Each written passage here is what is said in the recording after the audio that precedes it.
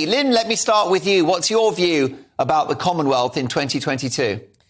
I would like to echo you with regards to, a level of being patronising. Gabon, the spokesman for Gabon, was absolutely appalled at the suggestion that they have no idea as to why they want to join. They were happy to join, and just like Rwanda, happy to join. And I think that the Commonwealth, they do hold countries to account. That's why Pakistan was suspended on 2 occasions because of their lack of democracy in elections.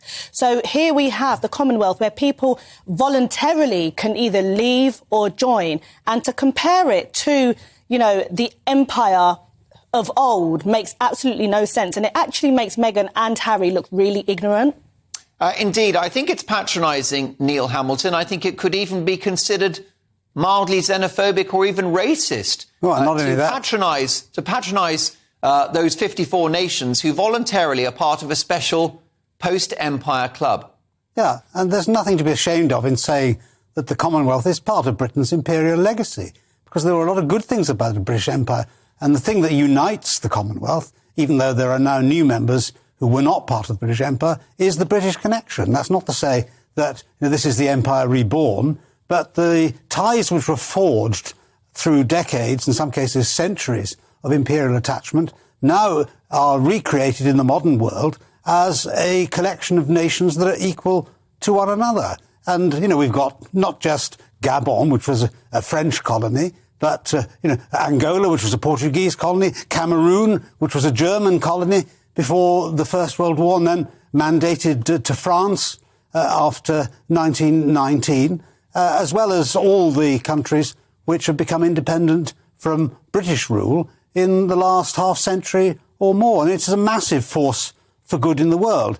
And we hope that as a result of Brexit, we'll be able to rebuild our connection of an economic and trading kind with these countries, so that we can make the Commonwealth a much more unified collection of independent nations, but with common ideals and common goals. Lizzi Zita, there is a flip side to this, which is the existence of the Commonwealth is a reminder of Britain's crimes of the past. Look, you could interpret it that, but as my research tells me, 36 of these countries are in fact republics. So the Queen is head of only 15 of those countries, and 5 have their own monarchs. So I just think that, things have changed an awful lot. And I think that we needed that. The documentary that Harry and Meghan put out was extremely misleading. And I agree with the other panellists that in some ways it was almost racist.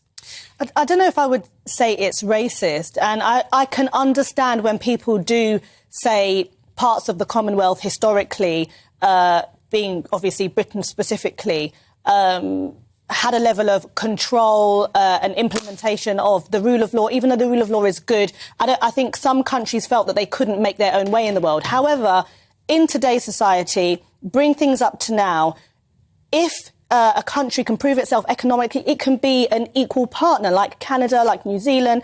So I think we need to stop concentrating, remember the past, but stop concentrating on the past, because it's not the same as the present.